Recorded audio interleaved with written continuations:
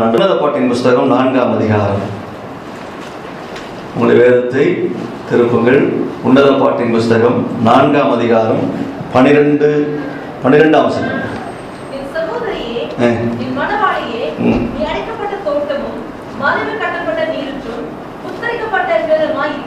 ஆமென். அல்லேலூயா. உன்னத பாட்டின் புஸ்தகத்தை நாம் சபைக்காக சிந்திக்கிற போது திருச்சபை என்கிற மனவாட்டியும் மணவாளனாகிய கிறிஸ்துவை ஒப்பிட்ட அநேக செய்தியை நாம் இங்கே இதில் பார்க்கலாம். நம்முடைய வேதாகம அறிஞர்கள் இந்த வேத பகுதியை தியானிக்கிற போதெல்லாம் திருச்சபையும் மணவாளனாகிய கிறிஸ்துவையும் ஒப்பிட்டுத்தான் அநேக சம்பவங்களை சொல்லியிருக்கிறார்கள். சாலமோன் இந்த பகுதியை எழுதியிருந்தாலும் இந்த உன்னத பாட்டின் புத்தகத்தை யூதர்கள் தங்களுடைய திருமணத்திலே வாசிப்பார்களாம். உன்னத பாட்டின் புத்தகத்தை யூதர்கள் தங்களுடைய திருமணத்தில் வாசிப்பார்கள். திருமணம் என்பது நம்ம ஊர்ல நடக்கிற மாதிரி ஒரு மணி நேரத்தில் நடக்கிற விஷயம் கிடையாது. யூதர்களுக்கு கிட்டத்தட்ட 10 நாட்கள் நடக்கும். திருமணம் 10 நாட்கள் நடக்கும். இந்த 10 நாள் வைபவத்தில் இந்த வேத பகுதியை தான் வாசித்து நினைச்சுவார்கள், அந்த திருமணத்தை நடத்தி வைப்பார்கள். அப்படியானால் யூதர்கள் திருமணத்தை என்ன சொல்லுகிறார்கள் என்று சொன்ன சாங்டிபிகேஷன், புனிதமானது, பரிசுத்தமானது என்று அழைக்கிறபடினாலே உன்னத பாட்டின் புத்தகத்தை திருமணத்தில் வாசிக்கிறார் என்று சொன்னால் உன்னத பாட்டின் புத்தகம் ஒரு புனிதமானது என்பதை நாம் தெரிந்து கொள்ளலாம். நீங்கள் உள்ளே வாசிக்கிற போது ஒரு ஆண் பெண் என்பதை உறவுகளை குறித்து இப்படி சொல்லிட்டு வர்றதுனால ஏதோ தவறான ஒரு புத்தகத்தை வேதாகமத்தில் சேர்த்து விட்டார்கள் என்று சில விஷயங்கள் சொல்லுவார்கள். ஆனால் அப்படி அல்ல. எனக்கு அன்பானவர்களே, இந்த வேத புத்தகம் புனிதமானது என்பதற்கு ஆதாரம் யூதர்கள் தங்களுடைய திருமணத்தில் இந்த வேத புத்தகத்தை வாசிக்கிறபடினாலே, யூதர்கள் திருமணத்தை சாங்டிபிகேஷன் என்ற வார்த்தையை உபயோகப்படுத்துகிறபடினாலும் இந்த புத்தகம் புனிதமானது. ஆமென். ஒரு புனிதமான ஒரு பரிசுத்தமான ஒரு புத்தகத்திலிருந்து ஒரு வார்த்தையை நாம் வாசித்து அந்த வார்த்தையின் அர்த்தத்தை நாம் விளங்கிக் கொள்கிற போது உண்மையாக நம்முடைய வாழ்க்கையில் ஒரு பெரிய மாற்றத்தை நாம் என்ன செய்ய முடியும், அனுபவிக்க முடியும். ஆமென். அதனால எனக்கு அன்பானவர்களே, இந்த 4ஆம் அதிகாரம் 12ஆம் வசனத்தில் மிக அழகாய் சொல்லுகிறார், என் சகோதரியே என் மணவாளியே என்று அழைக்கிறார். மணவாளியை சகோதரியே என்று அழைக்க முடியுமா? சகோதரியை மணவாளியை என்று எப்படி நாம் அழைக்க முடியும்? அழைக்க முடியாது இல்லையா? ரெண்டும் சொல்ல முடியாது இல்ல. அப்போ ஆனா இவர் சொல்லுகிறார், என் சகோதரியை என் மணவாளியே என்று அழைக்கிறார். என்னுடைய அர்த்தம் என்ன? எனக்கு அன்பானவர்களே, பழைய ஏற்பாட்டு புத்தகத்தினுடைய காலங்களெல்லாம் திரும்பி பார்க்கிற பொழுது ஆபிரகாம் தன்னுடைய மனைவியாகிய சாராளை சகோதரி என்று அழைத்திருக்கிறார். இன்னும் ஆதியாகம புத்தகத்தில் வாசிக்கிற போது ஆதாம் ஏவாளுடைய சம்பவத்தை பார்க்கிற போது என் மாம்சத்தின் மாம்சம், என் எலும்பில் எலும்பு என்று சொல்லி தன் மனைவியை பார்த்து சொல்லுகிறான். அப்படியான அன்பானவர்களே, மணவாளன் மணவாட்டி என்று சொல்லுகிற இடத்துல மணவாளி சகோதரி என்று சொல்லுகிற அழைப்பு மிக உன்னதமானது. ஆமென். நமக்கு புரியுது அந்த இடம். அப்போ திருச்சபை என்பது கிறிஸ்துவுக்கு மணவாட்டியாகவும் இருக்கிறது, சகோதரியாகவும் இருக்கிறது. சகோதரி என்று சொல்லுகிற வார்த்தை நான் விதமாய் விளக்க விரும்புகிறேன். சகோதரி சகோதரன் என்று சொல்லுகிற சக பிளஸ் உதிரம், என் ரத்தத்தின் ரத்தமானவர்கள். சக பிளஸ் உதிரத்தை தான் சகோதரன் என்று அழைப்போம். அப்படியானால் சகோதரி என்று சொல்லி திருச்சபையை தேவன் அழைக்கிறது என் ரத்தத்தின் ரத்தமான, என்னுடைய ரத்தத்தினால் மீட்கப்பட்ட என் ஜனங்கள் என்று சொல்லுகிறதற்கான அர்த்தமாக இருக்கிறது. ஆமென். அல்லேலூயா. அப்படியான கண்பானவர்களே, திருச்சபைக்கு உள்ளே உட்கார்ந்து இருக்கிற யாவரும், அல்லது திருச்சபை மக்களாகிய யாவரும் இயேசு கிறிஸ்துவின் ரத்தத்தினாலே நாம் மீட்கப்பட்டவர்கள், அவருடைய ரத்தத்திற்கு சொந்தமானவர்கள். அதைத்தான் 1 கொரிந்தியர் புஸ்தகம் 6ஆம் அதிகாரம் 20ஆம் வசனத்தில் வாசிக்கிற போது வேதம் சொல்லுகிறது, பவுல் அப்போஸ்தலன் விதமாய் சொல்கிறார், நீங்கள் கிரயத்துக்கு கொல்லப்பட்டீர்களே, தேவன் உங்களை என்னையும் கிரயத்துக்கு வாங்கி இருக்கிறார். தன்னுடைய சொந்த ரத்தத்தினாலே நாம் வாங்கப்பட்டவர்கள். தேவனுடைய திட்டம், திருச்சபை என்பது தேவனுடைய திட்டத்தில் இருந்த ஒன்று. தேவன் இதை வடிவமைத்திருக்கிறார். திருச்சபை தேவன் தான் ஏற்படுத்தியிருக்கிறார். எனவே எனக்கு அன்பான கர்த்தருடைய பிள்ளையே, மணவாளனாகி இயேசு கிறிஸ்து மணவாட்டி என்று திருச்சபை அழைப்பதும் சகோதரி என்று அழைப்பதும் மிகவும் உன்னதமான ஒன்று. அல்லேலூயா. அப்படியானால் நீங்கள் நானும் இயேசு கிறிஸ்துவுக்கு சகோதரிகள். ஆமென். நீங்கள் நானும் இயேசு கிறிஸ்துவுக்கு சகோதரிகள். அதே போல மணவாட்டியாகவும் இருக்கிறோம். ஆமென். ஆமென். மணவாளனாக இயேசு வருவார் மத்திய ஆகாயத்தில். நாம் இயேசுவை என்ன செய்வோம்? மத்திய ஆகாயத்தில் சந்திப்போம் என்ற நிச்சயம் நமக்கு இருக்கிறது. அப்படியானால் மணவாட்டி மணவாளன் என்று சொல்லுகிற அந்த இடத்துல இருக்கிற பொழுது வேதம் நமக்கு சொல்லுகிறார், நீ என்னுடைய, இப்ப சொல்றார், நீ என் சகோதரின் மணவாளியே என்று அழைத்த பிறகு சொல்கிறார், நீ அடைக்கப்பட்ட தோட்டமும். நீ விட்டோம்னு எதை சொல்லுவீங்க? தோட்டம்னு எதை சொல்லுவீங்க? தோட்டம்னு எதை சொல்லுவீங்க? செடி கொடி இருக்கிறலாம் தோட்டம் இல்லை. அதுல எந்த மாதிரி மரம் செடி கொடிலாம் இருக்கணும்? ஒரு ஊழியத்துக்காக நடந்து போயிட்டு இருக்கிறப்ப அந்த ஏரியாவில் பார்த்து எங்க பார்த்தாலும் ஒரு வகையான மரம் தெருவோரம் வைக்கப்பட்டிருக்கப்பா, இந்த மரத்துடைய பேர் என்னன்னு கேட்டேன்.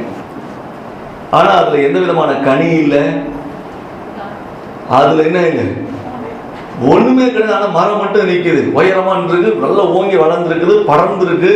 இதை பார்த்துட்டு நான் அவனை கேட்டேன், அவனுடைய பேர் நத்தானியல் பிரபு. அவனை கேட்டேன், இவ்வளவு அழகான மரங்கள் இருக்கப்பா, ஆனா இதுல என்ன இல்லை, ஒரு கனியுமே இல்லையே, இது என்ன பழம் இல்லை, இது என்ன மரம் இது அப்படின்னு கேட்டேன். அப்போ அவன் சொன்னது எனக்கு ரொம்ப வேடிக்கையா இருந்துச்சு. அது தூங்கு மூஞ்சி மரம்.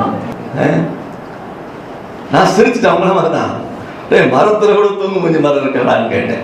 அப்பதான் அவன் சொன்னா, நீ சாயந்தரத்துல பாரு அது தூங்கும் அப்படின்னா. சன் செட் ஆன பிறகு பார்த்தா அந்த மரம் என்ன செய்யுது, இலையெல்லாம் மூடிட்டு இருக்குது. ஆஹா, தூங்கு மூஞ்சி மரம்லாம் இருக்கு. இப்ப தோட்டத்தை நீங்க தூங்கு மூஞ்சி மரம்லாம் நிறைய வச்சுட்டு அது தோட்டம் நீங்க சொல்லுவீங்களா? காட்டு மரம்லாம் வச்சு ஒன்றுத்துக்கு உதவாத முள் செடியெல்லாம் வச்சுட்டு அது எங்க தோட்டங்க, முள் செடியெல்லாம் வச்சுட்டு அது எங்க தோட்டம் நீங்க சொல்லுவீங்களா? தோட்டம் என்றால் எது? தோட்டம் என்று கனிதரும் விருட்சங்கள் இருக்கிறதான் தோட்டம் என்று நாம் அழைப்போம். ஆமே, கனிதரும் விருட்சங்கள் இருக்கிற இடத்தை தான் நம்ம என்ன அழைப்போம்? என்னன்னு சொல்லுவோம்? தோட்டம்னு சொல்லுவோம். அதுக்குத்தான் வேலி அடைக்கணும். காட்டு மரத்துக்கு எதுக்கு வேலி அடைக்கணும்? ஒண்ணுத்துக்கு உதவாத மரங்களுக்கு எதுக்கு வேலி அடைக்கணும்? பிரயோஜனமற்றவர்களுக்கு எதுக்கு, பிரயோஜனமற்ற செடி கொடிகளுக்கு எதுக்கு நம்ம வேலி அடைத்து பாதுகாக்கணும்? வேலை எடுத்து பாதுகாக்க வேண்டியது எப்படிப்பட்டது? கனி கொடுக்கிற விலையேற பெற்ற ஒன்று. அதனாலதான் அதற்கு வேலி அடைக்க வேண்டும். ஆமென், அல்லேலூயா. அப்படியானால் ஆண்டவர் சொல்லுகிறார், இங்கே வேதம் சொல்லுகிறது, மணவாளி என்று அழைத்து, நீ அடைக்கப்பட்ட தோட்டம், நீ இடப்பட்ட தோட்டம், நீ அடைக்கப்பட்ட தோட்டம் என்று அழைக்கிறது. அப்படின்னா தோட்டம் என்று சொல்லுகிறது மிகவும், அதாவது விலை உயர்ந்த, மிகவும் பிரயோஜனமான, மரம் செடிகள் உள்ளதான, கனி நிறைந்த ஒன்றை தான் தோட்டம், நந்தவனம் என்று நம்ம என்ன செய்வோம்? அழைப்போம். ஆமென், அல்லேலூயா. திருச்சபை என்பது தோட்டம், ஒரு நந்தவனம். அவ கர்த்தர் அந்த இடத்தை என்ன செய்யறாராம்? என்ன செய்யறாரு சொல்லுங்க? வேலி அடைத்திருக்கிறார். அல்லேலூயா. அப்ப நம்முடைய தோட்டமாகி திருச்சபையை கர்த்தர் வேலி அடைத்து வைத்திருக்கிறார். அல்லேலூயா சொல்ல பார்க்கலாம். இந்த சத்தமே காணோம். உங்களை வேலி அடைத்து வைத்திருக்கிறார் சொன்னேன், தப்பா சொல்லிட்டேனா? அல்லேலூயா. இப்ப வேலி அடைத்தார் என்று சொல்லுகிறது போது, நீங்க யோபின் புத்தகத்தை வாசிக்கிற போது, யோபின் புத்தகம் 1ஆம் அதிகாரத்தை திருப்புங்க, 10ஆம் வசனம். நீர் அவனையும் அவன் வீட்டையும் அவனுக்கு உண்டான எல்லாவற்றையும் பிசாசானவன் தேவ சமூகத்துக்கு போய் அவன் கேட்கிறான், யோபுடைய வீட்டை என்ன செய்து வைத்திருக்கிறீர்? வேலை அடைத்து வைத்திருக்கிறீர் என்று சொல்லுகிற ஒரு குற்றச்சாட்டை வைக்கிறான். அப்படி அதனால நான் உள்ள போக முடியல. அப்ப பிசாசு சொல்லுகிறான், நான் உள்ள வர முடியல, அவனை எந்த விதமான தொந்தரவும் செய்ய முடியல. காரணம் என்ன செய்திருக்கிறீர்? அவன் வீட்டை வேலை அடைத்து வைத்திருக்கிறீர். ஆமென். அப்படியானால் வேலை அடைக்கப்பட்டதான திருச்சபைக்குள்ளே யார் நுழைய முடியாது? யார் நுழைய முடியாது? சொல்லுங்க, யார் நுழைய முடியாது? சொல்லுவோம். அல்லேலூயா. வேலை அடைக்கப்பட்ட என்னுடைய வாழ்க்கையில், என்னுடைய குடும்பத்தில், என்னுடைய திருச்சபையில் சாத்தான், பிசாசு நுழைய முடியாது. விசுவாசிக்கிறீங்களா?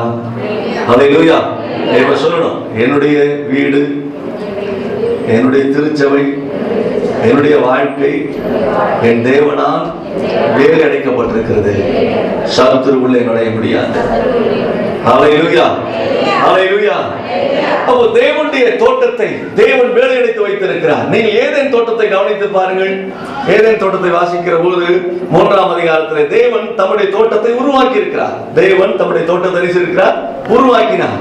அப்போ தேவன் ஏதேன் தோட்டத்தை உருவாக்கி மனிதனை கொண்டு வந்து ஏதேன் தோட்டத்தில் வைத்தார். தேவனால் ஏற்படுத்தப்பட்ட தோட்டம், கனிகள் உள்ள தோட்டம், தேவனுடைய வடிவமைப்பில் இருக்கிற தோட்டம். அப்ப அந்த தோட்டத்துக்குள்ள தேவன் மனிதனை கொண்டு வைத்த பிறகு ஒரு பாதுகாப்பு இல்லாம இருக்குமா? பாதுகாப்பு உண்டு இல்லையா? ஆமென், ஆமென். பாதுகாப்பு இருந்தது. அப்போ அங்கே பார்க்கிறோம், சர்ப்பம் ஏவாளை வஞ்சித்தது என்று. சாத்தான் அங்கே உள்ள வரல, பிசாசு இங்க வரல, தேவனுடைய தோட்டத்துக்குள்ள வரல. ஆனா அதாவது எல்லா விலங்கினை காட்டிலும் சர்வமானது தந்திரம் உள்ளதான். அதனால பிசாசு யாரை பயன்படுத்தினான்? பிசாசு நேரா உள்ள வரல, ஆனா பிசாசுக்கு பிடித்த குணங்கள் உள்ள ஒரு கேரக்டர் எங்க இருக்குது, ஒரு ஆள் எங்க இருக்காங்க, தோட்டத்துக்குள்ள இருக்காங்க. அப்ப தோட்டம் அப்படிப்பட்ட ஒரு விலங்கு இருக்கிறதை வைத்துக் கொண்டு அந்த விலங்கை பயன்படுத்தி விட்டான். தோட்டம் என்ன செய்தது? தோட்டத்தை விட்டு இவர்கள் வெளியே போக வேண்டியதாக இருந்தது. அப்படியான கண்மான கர்த்தருடைய பிள்ளையே, ஒரு விஷயத்தை கவனிக்க வேண்டும். திருச்சபைக்குள்ளே தேவன் வடிவமைத்த தேவனுடைய பாதுகாப்பின் வளையத்துக்குள்ள இருக்கிற உள்ளே வரும் பிசாசு என்ன செய்ய முடியாது, நுழைய முடியாது. ஆனா பிசாசினால் ஒரு நபர் என்ன செய்யப்படலாம்? பயன்படுத்தப்படலாம். பிசாசினால் என்ன செய்ய முடியும்? ஒரு ஆள் என்ன செய்ய முடியும்? பயன்படுத்த முடியும். எப்படி என்று சொன்னா, பிசாசு உள்ளே வர முடியாது. ஆனா பிசாசுக்கு பிடித்த குணங்கள் இருக்குமானால் பிசாசு நம்மை கொண்டு என்ன செய்வான்? கிரியை செய்து விடுவான். எனவே தோட்டத்துக்குள்ளே இருக்கிற நாம் நம்முடைய குணங்கள் முழுவதும் தெய்வீக குணங்கள் இருக்கணுமே தவிர பிசாசுடைய குணங்கள் நமக்குள்ள என்ன செய்யக்கூடாது, இருக்கக்கூடாது. ஆமென், ஹல்லேலூயா. தேவனுடைய தோட்டத்துக்குள்ள, தேவனால் வடிவமைக்கப்பட்ட தோட்டத்துக்குள், தேவனுடைய பாதுகாப்பின் வளையத்துக்குள்ள தேவனுடைய குணங்கள், தெய்வீகத்தின் திவ்ய குணங்கள் தான் நமக்குள் இருக்க வேண்டுமே தவிர பிசாசின் குணங்கள் நமக்குள்ள என்ன செய்யக்கூடாது, இருக்கக்கூடாது. ஆமென். அப்படி இருந்தா பிசாசு அவனை என்ன செய்வான்? தனக்கு சாதகமாய் பயன்படுத்துவான். ஆனா நீங்க நினைக்கலாம், ஆதாம் ஏவாள் ஏமாந்தாங்க, ஆனா பேதுரு ஏமாறவில்லை. பேதுருவை வஞ்சிக்கும்படி அனனியா சப்பீரா தேவனுடைய ஆலயத்துக்குள்ள நுழைஞ்சாங்க. ஆனால் அவர்கள் தான் அழிந்து போனார்களே தவிர ஊழியம் என்ன செய்தது?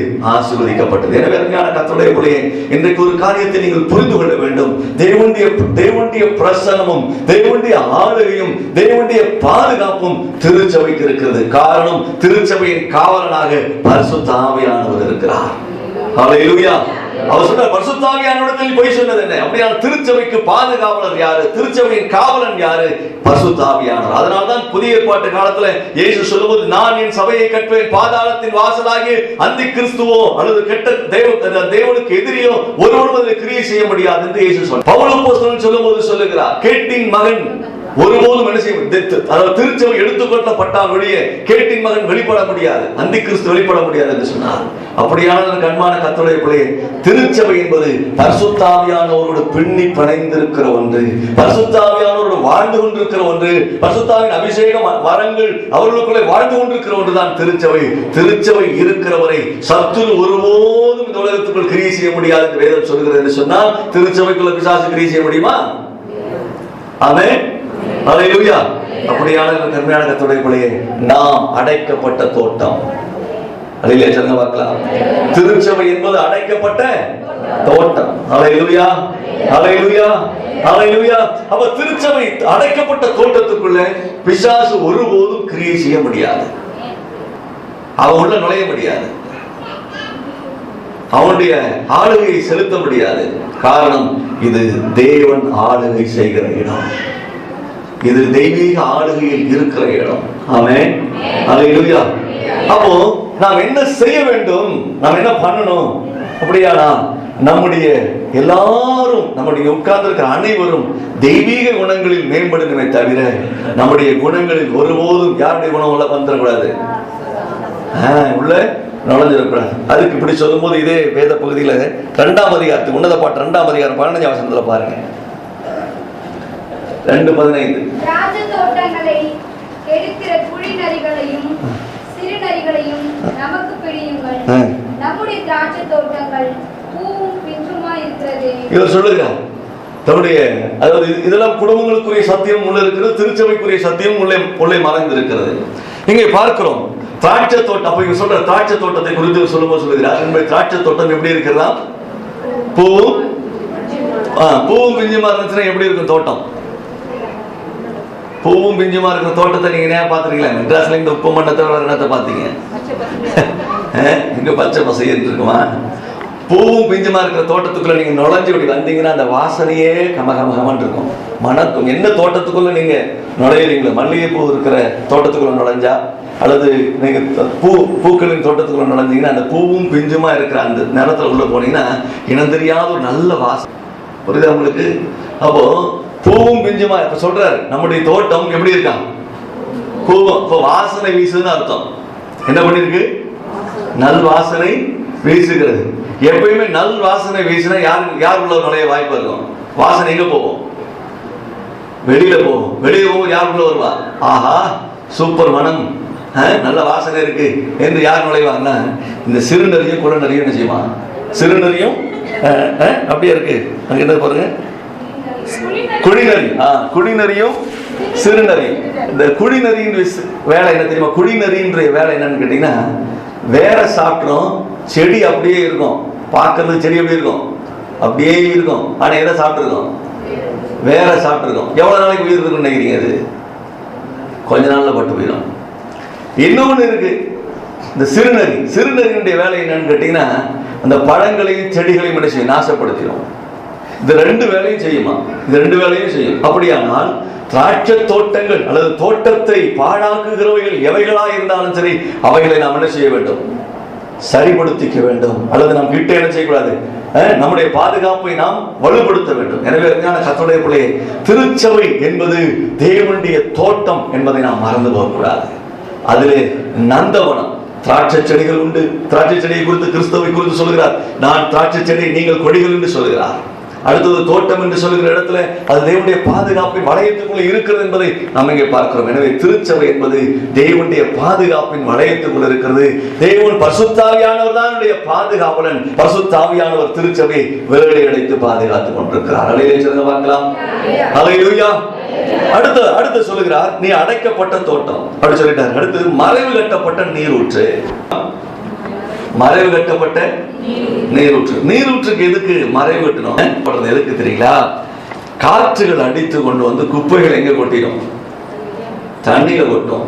அந்த தண்ணியில கொட்டின பிறகு என்ன ஆகுதுன்னா, அந்த குப்பையெல்லாம் சேர்ந்து சேர்ந்து சேர்ந்து அந்த அந்த ஊற்று கண்ணை நீங்க கிணற்றுலாம் நீங்க பாருங்க, கிட்டத்தட்ட 2 வருஷத்துக்கு ஒரு 1 வருஷத்துக்கு ஒரு முறை தூர் எடுப்பாங்க. கவனிச்சிருக்கீங்களா? இங்க கிணறே கிடையாது. இல்ல, பழைய காலத்துல தான் கிணறு இருந்துச்சு. அந்த கிணறை நீங்க என்ன பண்ணுவாங்கன்னா, கிணற்றை தூர் எடுக்கிற பழக்கம் உண்டு. ஏன் கேட்டீங்கன்னா, ஊற்று கண்கள் அடைத்து விடும். அதை சரிப்படுத்துறதுக்காக என்ன செய்வாங்க? அதை எடுப்பாங்க. அப்போ வேதம் சொல்லுகிறது, திருச்சபையை ஒரு நீரூற்று கோப்பாக சொல்லப்பட்டிருக்கிறது. ஆமென். அல்லேலூயா. திருச்சபை என்பது ஒரு நீரூற்று. இது அநேகருடைய தாகங்கள் தீர்க்கப்படும். அதைத்தான் இயேசு கிறிஸ்து சொல்லுகிறார். சமாரியா ஸ்திரீனிடத்துல நீர் இன்னொரு இடத்துல கேட்கிறவர் யார் என்று தெரிஞ்சிருந்தா நீ என்ன செய்வேன்? அவரிடத்துல கொடு என்று கேட்டிருப்பேன். நான் என்ன செய்வேன்? பின்னையும் தாகமில்லாத ஒரு தண்ணீரை உனக்கு நான் கொடுத்திருப்பேன் என்று சொல்கிறார். அப்படியான நீரூற்று என்பது திருச்சபை என்பது நீரூற்று. ஆமென். அல்லேலூயா. அநேகருடைய தாகத்தை தீர்க்கிற ஒன்று, அநேகருடைய தாகத்தை தீர்க்கிற ஒரு ஸ்தலம் தான் திருச்சபை. ஆமென். நம்முடைய தாகத்தையும் இந்த ஸ்தலம் தீர்த்திருக்கிறது. அல்லேலூயா சொல்லுங்க பார்க்கலாம். அல்லேலூயா. தேவன் ஒரு நீரூற்றாக திருச்சபையை இங்கே வைத்திருக்கிறார். அல்லேலூயா சொல்லுங்க பார்க்கலாம். அப்போ இந்த திருச்சபைக்குள்ள அதாவது திருச்சபையின் மக்களுக்குள்ள திருச்சபையின் அந்த பாதுகாப்பின் வளையத்தை தாண்டி காற்றுகள் சிலது அடிக்கும் போது நிறைய குப்பைகள் எங்க வந்து விழுந்துரும்? தண்ணீருக்குள்ள விழுந்துரும். அப்படி விழாதிருப்பதற்கு தான் மறைவை தேவன் கட்டுகிறார். அல்லேலூயா. உங்கள் ஊற்றுக்கண்கள் அடைக்கப்படக்கூடாது. உங்கள் வாழ்க்கையின் ஆசீர்வாதங்கள் அடைக்கப்படக்கூடாது. உங்களுடைய வாழ்க்கையின் சமாதானம் என்ன செய்யக்கூடாது? அடைக்கப்பட்டு விடக்கூடாது. உங்களுடைய தாகத்தை தீர்க்கிறதான அந்த ஊற்றுக்கண்கள் அடைக்கப்படக்கூடாது என்பதற்காகத்தான் மறைவு கட்டப்பட்ட ஒரு நீரூற்றை தேவன் என்ன செய்கிறார்? வைத்திருக்கிறார். அதை குறித்து விதமாய் சொல்லும்போது வாசிப்போம். எபேசியரின் புஸ்தகம் 4ஆம் அதிகாரத்துக்கு திருப்புங்க. எபேசியர் 4:14 வசனம். நாம் இனி குழந்தைகளாயிராமல் மனுஷருடைய சூதும் வஞ்சிக்கிறதுக்கு ஏதுவான தந்திரமுள்ள போதகமும் ஆகிய பலவித காற்றினாலே. வேற எல்லாம் எடுத்தீங்களா? பாருங்க, கொஞ்சம் எடுங்க பாப்போம். உங்க கண்ணை திறந்து பாருங்க இந்த வசனத்தை படிங்க. இப்போ நாம் இனி குழந்தைகளாயிராமல் மனுஷருடைய சூதும் வஞ்சிக்கிறதுக்கு ஏதுவான தந்திரமுள்ள போதகமாகிய எப்படிப்பட்ட காற்றா? நீங்க அதை கொஞ்சம் நிதானமா படிக்கணும். நம்முடைய ஊற்றுக்கண்கள் அடைக்கப்படுவதற்கான காரணம் மனுஷருடைய தந்திரமான, அப்படித்தானே இருக்கு, தந்திரம் இல்ல போதகம். அப்போ போதகத்தில் கூட எப்படிப்பட்ட போதகமா? எதற்கு தந்திரமா பேசுறாங்க? எதற்கு தந்திரமாய் பேச வேண்டும்? ஒரு காரியத்தை திருச்சபை மக்கள் புரிந்து கொள்ள வேண்டும். திருச்சபை என்பது என்னன்னு கேட்டீங்கன்னா, எல்லாம் திருச்சபை. நான் சமீபத்தில் உங்களுக்கு சொல்லியிருக்கிறேன்னு நினைக்கிறேன். லாரன்ஸ் கோயில் கட்டினதை சொன்னல, ஞாபகம் இருக்கும்னு நினைக்கிறேன். இன்னைக்கு நிறைய லாரன்ஸுங்க கோயில் கட்டுறாங்க. நிறைய லாரன்ஸுங்க கோயில் கட்டுறாங்க. ஆனா நம்ம நினைக்கிறோம் லாரன்ஸ் தானே கோயில் கட்டிருக்காருன்னு. ஆனா அது என்ன கோயில்னு போனாதானே செய்யும் தெரியும் இல்லையா? அதுவும் தெரியாது. நாம என்ன நினைக்கிறோம், எல்லாமே திருச்சபை என்று, எல்லாமே திருச்சபை என்று. இப்போ ஸ்கூலை பத்தி அண்ணன் பேசுறாங்க. பள்ளிக்கூடம் எல்லாம் பள்ளிக்கூடம் தான். கார்பரேஷன் ஸ்கூலும் ஸ்கூல் தான், மெட்ரிகுலேஷன் ஸ்கூலும் ஸ்கூல் தான். எல்லாரும் எல்லா விஷயம் ஸ்கூல் என்று தான் நினைச்சாங்க, சொல்லிக்கிறாங்க. ஆனா திருச்சபை என்று சொல்லுகிறது என்னன்றதை நீங்க புரிந்து, எல்லா சபை என்று சொல்லுகிறார்களே, அப்ப இது சபைதான் என்று நீங்க சொல்லிக் கொடுக்கிறது உங்களுக்கு லகுவா இருக்கும். எல்லாம் சபை தான், சபைக்கு தான் போறேன். சபையினுடைய அந்த வேறுபாட்டை நீங்கள் புரிந்து கொள்ள வேண்டும். திருச்சபையினுடைய வேறுபாட்டை புரிந்து கொள்ள வேண்டும். ஒரு 10ஆம் கிளாஸ் படிச்சவனை கொண்டு போய் 1ஆம் கிளாஸ்ல உட்கார வைப்பீங்களா? கேட்கறது புரியுதா உங்களுக்கு? ஒரு 10ஆம் கிளாஸ் படிச்சவனை 1ஆம் கிளாஸ்ல உட்கார வைப்பீங்களா? முடியாது. ஏன்? ஒருவேளை மூளை சரியில்லைன்னா உட்கார வைக்கலாம். மூளை கிறுக்கு பிடிச்சிருக்கு, மூளை வளர்ச்சி இல்லாதவன என்ன செய்யலாம்? அப்படியே கொண்டு திரும்ப அவன் படிக்கல சார், ப்ரொமோஷனுக்கு பதிலா கீழே இழுத்து அவனை இங்க உட்கார வைங்க. வேணாம், அவன் சரியா 1ஆம் கிளாஸ்லயே ஒழுங்கா எழுதல இல்ல. அப்ப என்னன்னா, திருச்சபை என்று சொல்லுகிறது இன்றைக்கு நிறைய புரிஞ்சிக்க மாட்டேன்றீங்க. திருச்சபை என்று சொல்லுகிறது நல்ல உபதேசம் உள்ள திருச்சபை, நல்ல ஸ்டாண்டர்ட், அதாவது நல்ல உயர்ந்த கல்விக்கு சமம். நல்ல உபதேசம் உள்ள திருச்சபை உயர்ந்த கல்விக்கு சமம். இல்லை என்று சொன்னா, உபதேசம் இல்லாத திருச்சபைகள் இன்றைக்கு வளர்ந்து பெறும். காரணம் என்ன தெரியுமா? அதுக்கு காரணம் ஒண்ணு இங்க இருந்தாலும் ஒண்ணு, பிசாசுக்கு தெரியும். நீ இங்க இருந்தாலும் ஒண்ணு, அங்க இருந்தாலும் ஒண்ணு, எங்க இருந்தாலும் ஒண்ணு. இங்க இருந்தாலும் என்ன சொல்றேன், பிசாசு சொல்லுவான், ஏப்பா என்கிட்ட இருந்தாலும் ஒண்ணுதான், நீ அந்த சர்ச்சைக்கு போனாலும் ஒண்ணுதான், நீ போயிட்டு வா. அங்க இருக்கிற எல்லாருமே எல்லா இடங்களையும் நீங்க கவனிச்சு பாருங்க, விடுதலை இல்லாத ஒரு வாழ்க்கை. என்ன இருக்காது? விடுதலை இல்லாத ஒரு வாழ்க்கை. அவங்களுக்கு என்ன இல்லை? உபதேசம் இல்லை. அவங்களுக்கு என்ன இல்லை? உபதேசம் இல்லை. இயேசு கிறிஸ்து விடுவிக்கிறார், உண்மைதான். இயேசு என்ற நாமத்தை குழந்தை சொன்னா கூட பிசாசு ஓடுங்க. நீங்க அதை பத்தி பெருசா யோசிக்க கூடாது. இயேசு என்ற பெயரை ஒரு சின்ன குழந்தை சொன்னா கூட பிசாசு என்ன செய்யும்? ஓடும். அது அந்த குழந்தைகிட்ட இருக்கிறது கிடையாது, வல்லமை கிடையாது. இயேசு என்ற நாமத்துக்கே இருக்கிற மகிமை அது. ஆமென், ஆமென். அப்போ திருச்சபை என்பது, தேவன் ஏன் இந்த பூமியில திருச்சபை ஸ்தாபித்தார் என்று சொன்னா, நம்முடைய குணாதிசயங்களில் மேம்பட்டு மணவாட்டி என்கிற அந்தஸ்தை பெறுவதற்கு, நம்முடைய குணங்களில் மேம்படுவதற்காகத்தான் உபதேசத்தை தேவன் திருச்சபைக்குள்ள வைத்தார். ஆமென். அப்போ உங்களுக்கு சபையில உட்கார்ந்து வசனம் கேட்டு என்ன செய்ய வேண்டும்? நம்முடைய குணங்களில் மேம்பட்டு மணவாட்டி என்ற அந்தஸ்துக்கு நாம் என்ன செய்யணும்? முன்னுக்கு போகணும். ஆமென். அதற்காகத்தான் தேவன் திருச்சபை பூமியில் வைத்திருக்கிறார். திருச்சபை வைத்ததின் நோக்கம் அதுதான். அப்போ ரட்சிப்பு, ஞானஸ்நானம், பாவ மன்னிப்பு என்ற வரிசையில போய் பரிசுத்தாவினுடைய அனுபவத்தை பெற்று நாம் மணவாட்டி என்ற இடத்துக்கு நாம் என்ன செய்ய வேண்டும்? போகணும். அப்பதான் இயேசு வரும்போது பழுதற்ற கன்னிகையாய் நாம் இயேசுவை என்ன செய்வோம்? சந்திப்போம். ஆமென், அல்லேலூயா. எதற்காக நீங்க சபைக்கு வரீங்க? ஏன் திருச்சபைக்கு வர வேண்டும்? பொழுதுபோக்குக்காக வருகிறோமா? அல்லது இங்க ஏன்னு வரலன்னா ஏன்னு கேட்பான்றதுக்காக வரதா? இல்ல, திருச்சபைக்குள்ளே வருகிறது நம்மை மனவாட்டியாய் உருவாக்கி கொள்வதற்கு, நம்முடைய குணங்களிலும் நம்முடைய வாழ்க்கையிலும் தெய்வீக சுபாவங்களை பெற்று தேவனை சந்திப்பதற்கு ஆயத்தப்படுதல். அதைத்தான் இங்க சொல்லப்பட்டிருக்கு. ஆமென், அல்லேலூயா. இயேசு கிறிஸ்து என்னைக்காவது மனம் திரும்புங்கள், நான் ரோம் அரசாங்கத்தில் உங்களுக்கு குடியுரிமை வாங்கி தரேன்னு பிரசங்கம் பண்ணாரா? மனம் திரும்புங்கள், இன்னைக்கு நீங்க பாவம் கஷ்டப்பட்டு இருக்கிறீங்க, உங்க லட்சாதிபதியா மாத்திடுறேன், உங்களுக்கு கோடீஸ்வரனா மாத்திரன்னு சொல்லிட்டு இருந்தாரா? மனம் திரும்புங்கள், வீடு வாசல் இல்லாம இருக்கிறீங்க, ஒரு வீடு வாசல் ஏற்படுத்துறேன்னு சொல்லிட்டு இருந்தாரா? என்ன சொன்னாரு? மனம் திரும்புங்கள், பரலோகராஜ்யம் சமீபித்து இருக்கிறது. ஆமென். இயேசு கிறிஸ்துவின் செய்தி அதுதானே. அப்படியானால் திருச்சபை என்பது தெய்வீகத்தில் மிக முக்கியமான என்று இயேசு கிறிஸ்துவை சந்திப்பதற்கு ஆயத்தப்படுவதற்காகத்தான் தேவன் திருச்சபை பூமியில வைத்திருக்கிறார்.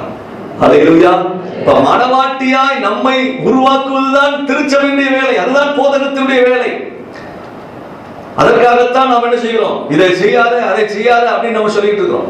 ஆனா இதை செய்யாத அதை செய்யாதுன்னு சொல்லும் போது உங்களுக்கு என்ன வருத்தம், என்ன கோபம். இதனால எப்ப பார்த்தாலும் வரா செய்யாத போவாதன்னு சொல்லிட்டு இருக்கிறேன். ஒரு கதை உங்களுக்கு சொல்லணும். நான் ஏற்கனவே சொல்லியிருப்பேன், நாம் சொல்லாத கதையெல்லாம் இருக்காது, உங்களை எல்லாம் சொல்லியிருப்பேன். சொல்றேன் திரும்பவும். ஒரு அம்மாவுக்கு கோழி குஞ்சு கதை தான். கோழி கேட்டிருக்கிறீங்களா? திரும்ப சொல்றேன், இப்போ புரியும். இந்த கோழி முட்டையிட்டு குஞ்சு பொறிச்ச உடனே அந்த கோழி தன்னுடைய குஞ்சுகளை ரொம்ப பாதுகாக்கும். என்ன செய்யும்? ரொம்ப பாதுகாக்கும். எங்க என்ன செய்யாது? போகக்கூடாது, போன்னு கத்திக்கிட்டே இருக்கும். அப்படி அர்த்தம் என்ன தெரியுமா? எங்கேயும் போயிடாதீங்க, என் கூடவே இருங்க, நான் உங்களுக்கு தீனி தரேன், எங்கேயும் அங்கேயும் போயிடாதீங்க, பறந்து வருவான், தூக்கிட்டு போயிடுவான், அவன் தான் நம்ம எதிரி, இப்படி சொல்லிக்கிட்டே இருக்கும். எல்லாரும் ஒழுங்கா தான் இருப்பாங்க. இந்த கடைக்குட்டின்னு ஒண்ணு இருக்கு பாருங்க, அது ரொம்ப பொல்லாது. எப்போ சொல்லுவான் அண்ணன்ட்ட, எப்ப பார்த்தாலும் தாய்க்காரி, அங்க போவாத இங்க போவாத, இதை செய்யாத அதை செய்யாத, ரொம்ப பொல்லாத. எப்ப பார்த்தாலும் செய்யாத போவாத, இதே தான் சொல்லிட்டு இருக்கிறான். ஒரு நாள் நான் என்ன செய்ய போறேன்? புறப்பட்டு சேப்பாக்கம் ஸ்டேடியத்தை விட்டு இப்படி எங்க போயிடலாம், லைட் ஹவுஸ் பக்கமா போறேன். நானு பார்த்துக்கிட்டே இரு. யார்கிட்ட பேசுறது? அண்ணன்ட்ட பேசுறது. அண்ணன் சொல்லுவாரு, போகாதப்பா, பிறந்து தூக்கிட்டு போயிடுவான், நம்மளை சாக அடிச்சிருவான், அம்மா சொல்றதெல்லாம் உண்மைதான் சொல்றது. ஆனா இவன் என்ன செய்யறதுல கேட்கறதே இல்லை, இப்படியே திரும்ப பேசுற. ஒரு நாள் இந்த சந்தை விட்டு, முகமது அப்துல்லா சாஹிப் சந்தை விட்டு மெதுவா அப்படி வெளியே போய் எங்க ஜாயின் பண்ணிடுச்சு? ஸ்டேடியத்துக்கிட்ட ஜாயின் பண்ணிடுச்சு. இது எதிர்பார்த்துக்கிட்டே இருந்தது ஒரு பருந்து. டப்புன்னு தூக்கி போயிடுச்சு. பருந்து தூக்கி போன உடனே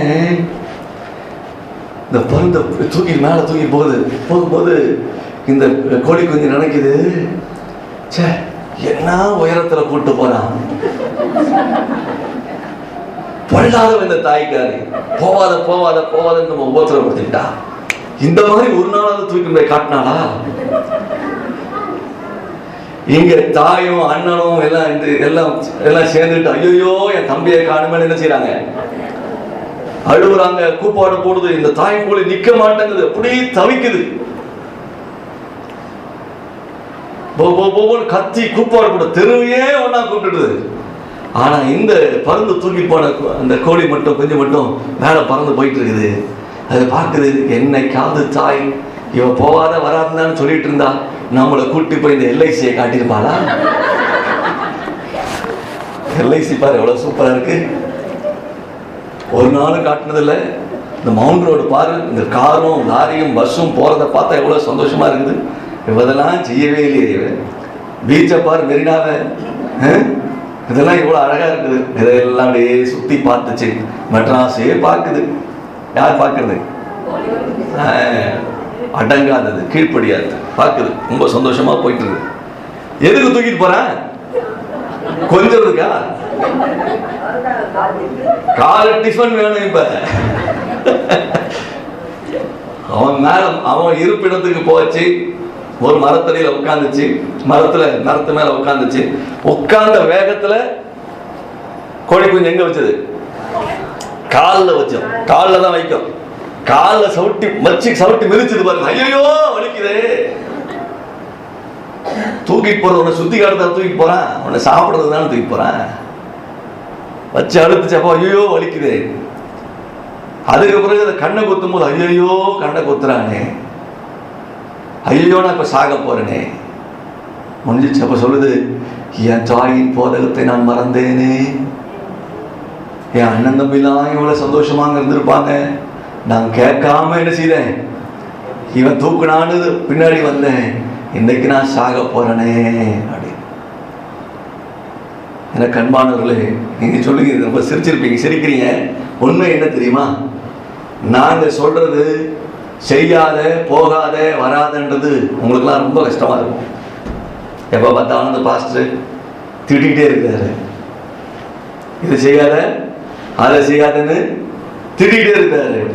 எதுக்கு? உங்களை அடிக்கிறதுக்கா? உங்களை அடிக்கிறதுக்கா? உங்களை மனவாட்டியா உருவாக்குறது எங்க கையில் இருக்கம்மா.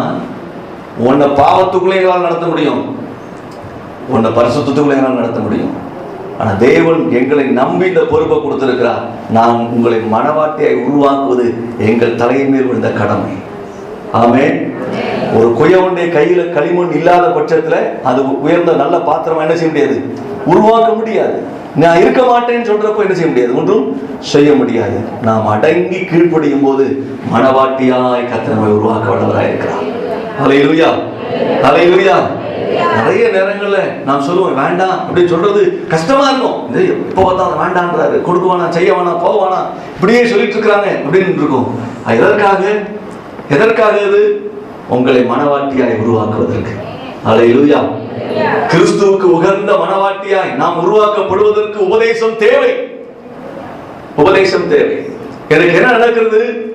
உங்களுடைய ஊற்றுக்கண்களை அடைப்பதற்கு, உங்களுடைய ஆவிக்குரிய வாழ்க்கையின் ஆசீர்வாதத்தை அடைப்பதற்கு, தேவன் நமக்கு தந்திருக்கிற பரலோகத்தின் வெளிப்பாட்டை அடைப்பதற்கு, தேவன் நமக்கு தந்திருக்கிற பரலோகத்தின் ரகசியங்களின் வெளிப்பாட்டை அதை அடைப்பதற்காக பிசாசு பலவிதமான உபாயங்களால் நிறைந்த தந்திரமுள்ள போதகத்தை இந்த பூமியில் அனுப்பி வைத்திருக்கிறான். அவைகளாலே உங்களுடைய ஆவிக்குரிய கண்கள் என்று சொல்லுகிற அந்த ஊற்றுக்கண் அடைக்கப்படும், தெய்வீக ரகசியங்கள் மறைக்கப்படும். அப்போது நீ சொல்ல என்ன வாழ்க்கை என்று சலிப்பு வரும். கிறிஸ்துவுக்காக நீ சுவையுள்ள மனுஷனாக அல்லது நற்கந்தமுள்ள மனுஷனாக வாழ முடியாது. நீ எதிரியாய் மாறி போக வாய்ப்பு இருக்கிறது. உங்களுடைய வாழ்க்கையில தந்திரமுள்ள போதகத்திற்கு செவி கொடுக்க கூடாது. ஆமென், ஆமென். தந்திரமுள்ள போதகம் எப்படிப்பட்டது? எப்படி இருக்கும் அந்த போதகம்? நயவசரிப்பா இருக்கும். நீ செய்யற பாவத்தை கண்டிக்காது, நீ பண்ற பிழையை கண்டிக்காது, உன்னை பூஸ்ட் பண்ணி தட்டி கொடுத்து நீ இப்படியே போகின்ற செய்யும், அனுப்பி வைக்கும். அதுக்கு ஒரு உதாரணம் சொல்றேன். பக்கத்துல ஆஸ்பத்திரி இருக்குது. நீ காலில் அடிபட்டு ஆஸ்பத்திரிக்கு போற, துடைக்கிறது கண்டா துடைச்சா அவனுக்கு வலிக்கும். ஐயோ வலிக்குது சார், துடைக்காம மருந்து போடுங்க. அவன் பாப்பா அப்படியேமா அவனுக்கு வலிக்குதா, பரவாயில்ல நான் துடைக்காமலே போறேன் அப்படின்னு போட்டு அனுப்பிடுறாரா? என்ன செய்யறாரு? தொடச்சிதான கிளீன் பண்ணி தானே போடணும். கிளீன் பண்ணாம உனக்கு போட்டு விட்டா செப்டிக் ஆயிடுமா? விரல் போகும், அப்புறம் கால் போகும், அப்புறம் காலே போயிடும், செத்து போயிடுவேன். அவன் உபதேசம் என்பது நம்மை சுத்தம் பண்ணி உயிரோடு நம்மளை காப்பாற்றுகிறோம். ஹல்லேலூயா, ஹல்லேலூயா. நீங்கள் உயிரோடு இருப்பதற்காகத்தான், நீங்கள் வாழ வேண்டும் என்பதற்காகத்தான் நாம் மனவாட்டியாய் ஆயத்தமாகி இயேசு கிறிஸ்துவை மத்திய ஆகாயத்திலே சந்திக்க வேண்டும் என்பதற்காகத்தான் தேவன் நமக்கு உபதேசத்தை வைத்திருக்கிறார். ஆனால் தந்திரமுள்ள போதகங்கள் இன்றைக்கு பருகி பெருகி திருச்சபையின் மக்களை குழப்பிக் கொண்டிருக்கிறது, அல்லது திருச்சபையின் மக்களை ஆட்டம் காண செய்கிறது. விசுவாசிகளை நீங்கள் ஜாக்கிரதையா இருக்க வேண்டிய இடம். தந்திரமுள்ள போதகத்தை நீங்கள் கண்டுபிடிக்க வேண்டும். இவைகள் தந்திரமுள்ள போதகம், இவைகளுக்கு நாம் செவி சாய்க்க கூடாது என்று நீ கண்டுபிடிக்க வேண்டும். ஆமென், ஹல்லேலூயா, ஹல்லேலூயா. பிரசங்கத்திலே நம்ம ஆளுங்க ஓ போடுன்றான். சபையில் நடக்கிற விஷயத்தை சொல்றேன், ஓ போடு. டிவியில இருக்கிறவன் சொல்றான் ஓ போடு. என்ன ஓ போடுன்னு சொல்றீங்களே, நீங்க ஒரு ஓ போடுங்க. மீட்டிங்ல ஓபன் மீட்டிங்ல பேசுறாங்க ஓ போடு. இந்த போற ஜனங்கள்லாம் பாவம், இந்த வலதுகைக்கு இடதுகைக்கு வித்தியாசம் தெரியாத பாவப்பட்ட ஜனம், மேற்பணில்லாத ஆடுகள், ஆதரவற்ற ஜனங்க, அனாதைகள். இவங்களும் சேர்த்து என்ன செய்யறாங்க? ஓ போடுறாங்க. இவங்களுக்கு விளக்கம் சொல்றாரு. ஓ போடுன்னு என்ன தெரியுமா? கிண்டல் அப்படி சொல்றாரு. ஓ சொன்னா போடுன்னு அர்த்தமா? திருச்சபையை கெடுக்கிற மீடியாக்கள் பழகி பெருகிடுச்சு. ஜாக்கிரதையாயிருங்க, ஜாக்கிரதையாயிருங்க. இன்றைக்கு வெளி தோற்றத்தை வைத்து மெய்மறந்து மயங்கிடாதீங்க. சபை என்பது தேவனால் தேவனால் நிறுவப்பட்ட ஒன்று, தேவனால் ஏற்படுத்தப்பட்ட ஒன்று. இந்த திருச்சபை இயேசு கிறிஸ்துவின் ரகசிய வருகை வரை மனவாட்டி எடுத்துக் கொள்ளப்படுகிறவரை இயங்க வேண்டிய ஒன்று. ஆமென், ஹல்லேலூயா, ஹல்லேலூயா. எனவே கருமையான கர்த்தருடைய பிள்ளையே, இந்த துருபதேசங்கள் அல்லது அந்த போதனை, அதாவது தந்திரமுள்ள போதனைகள் இன்றைக்கு பழுகி பெருகிவிட்டது. அவங்க கண்டிக்கிறது இல்லை. அதுக்கு நான் இப்படி கூட சொல்லுவேன். நீங்க உங்க பிள்ளைகள் என்ன பண்றீங்க? ஏதாவது தப்பு பண்ணா அடிக்க மாட்டீங்களா? அடிப்பீங்களா? அடிப்பீங்களா? அடிக்க மாட்டீங்களா? அடிப்பீங்க. ஏன் அடிக்கிறீங்க? சாகடிக்கிறதுக்கா? தப்பு செய்யக்கூடாது. நீங்க திடீர்னு ஒரு நேரம் உங்க பிள்ளைய அடிச்சிட்டு இருக்கிற நேரத்துல ஒரு மாமா வரார், உங்க தம்பி வரார், வீட்டுக்கு வரார். உடனே பார்த்துட்டு இவன் வந்து ஓடி வரான், அம்மா அங்கிள் அம்மா மாமான்னு ஓடி வரான். உடனே மாமா தூக்கி வச்சுக்கிட்டு சொல்லுவாரு, ஏன் பிள்ளைய அடிக்கிற, ஏன் பிள்ளை அடிக்கிற? இப்ப அந்த பிள்ளைக்கு யாரை பார்த்தா தெய்வமா தெரியும்? மாமாவை பார்த்து. கூட ஒரு 10 ரூபா பிஸ்கெட்டு. இப்ப பார்த்த யார தெய்வமா தெரியும்? இப்ப உன்னை எப்படி தெரியும்? இப்போ பேயார் தெரியும் இல்ல? அப்படிதான் இருக்கு. இது ஒரு குடும்பம் தானே, திருச்சபை என்பது ஒரு குடும்பம் தானே. ஆமே. அப்ப இன்றைக்கு அநேக நேரங்கள்ல துருபதேசங்கள் நமக்கு இனிமையாய் தெரிகிறது, தவறான போதனைகள் நமக்கு இனிமையாய் தெரிகிறது, தந்திரமான போதனைகள் நமக்கு மிகவும் நலமாய் தெரிகிறது. என கண்பானவர்களே, அவைகளால் நமக்கு நஷ்டமே என்று நமக்கு லாபம் கிடையாது. ஆமென். அல்லேலூயா. நாம் ஆசீர்வதிக்கப்பட, நாம் மனவாட்டியாய் ஆயத்தமாக்கப்பட, அல்லது மனவாட்டி என்ற அந்தஸ்தை பற்றி இயேசுவை சந்திப்பதற்கு நம்மை தயார்நிலை செய்ய வேண்டுமானால், இயேசு கிறிஸ்து என்ற அன்பு நமக்குள்ளே பழகி பெருக வேண்டும் என்று சொன்னால், இயேசு கிறிஸ்து நமக்கு போதித்த போதனைகளுக்குள்ளே நாம் ஜீவிக்க வேண்டும். ஆமென். அல்லேலூயா. அவர் தந்திரமுள்ள காற்று. திரும்ப அந்த வசனத்தை படிங்க. 4:14. நாம் இனி குழந்தைகளாயிராமல் மனுஷருடைய சூதும். பாருங்க, மனுஷருடைய சூதும். மனுஷர் சூதுன்னா என்ன தெரியுமா? மனுஷருடைய சூதுன்னா என்ன தெரியுமா? தந்திரம். இது தந்திரம் என்பது உண்மையை பரட்டி ரொம்ப நயவசனிப்பா பேசி உங்களை பணியை செய்வது தந்திரம். தந்திரத்துடையது. சூது என்று சொல்லுகிறது மனசுல ஒண்ணு வச்சுக்கிட்டு வெளியே ஒண்ணு பேசுறது. அப்போ இவங்க என்ன பண்ணுவாங்கன்னா, உங்களுக்கு நன்மை செய்யறதுக்காக அவங்க சூதான பிரசங்கத்தை பேசல, உங்களுக்கு தீமை செய்வதுதான். ஆனா அவங்க என்ன யோசிக்கிறாங்க? நன்மை செய்யற மாதிரி பேசி உங்களை தன்வசப்படுத்தி கொள்வது. இதுதான் இன்றைக்கு சூது. பிரசங்கத்துல நிறைய பேர் சூதான பேச்சுகள் பேசுறாங்களே, அதுதான் இது. அவங்களுக்கு என்னன்னு தெரியாது. ஒரு உதாரணம் சொல்றேன் பாருங்க. திருச்சபை என்று சொல்லுகிற அந்த சத்தியத்தின் அஸ்திவாரம் என்னன்னு என்ன செய்யாது இன்றைக்கு அநேக திருச்சபையில் நடத்துகிற ஆட்களுக்கு தெரியாது.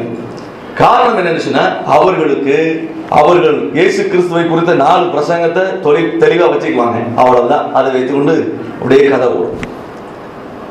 சமீபத்தில் நான் கோயம்புத்தூர் மீட்டிங்க்கு நான் போயிருந்தேன். அப்போ போயிருந்தப்போ அங்க இருக்கிற ஒரு பாஸ்டர் பேசிக்கிட்டே இருந்தோம். அப்ப சொல்றாரு, ஒரு டிவி பிரசங்கரை பார்த்தா அவங்க பேரை சொன்னாவே போதுமா, பிள்ளைங்க குழந்தைங்க சாப்பாடு சாப்பிட்டுருவான்.